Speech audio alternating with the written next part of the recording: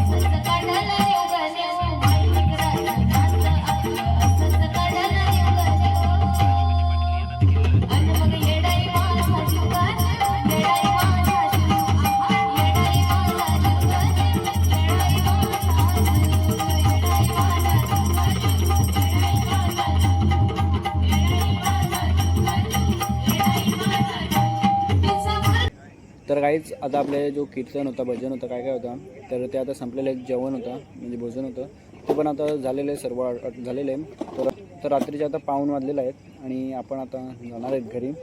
तर याच्यात तुम्ही बघू शकता इथे आता कोणच राहिलेलं नाही. आम्ही आता थोडंफार पोरच आहेत. इकडे खुर्ची जरा दोघाला बघा, हे बघा.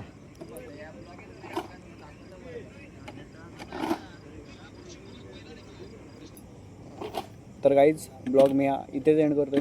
तर ब्लॉग आवडला असेल तर नक्की एक लाईक करा, शेअर करा आणि सबस्क्राईब करा विसरू नका. भेटूया आपण पुढच्या ब्लॉगमध्ये. Bye bye.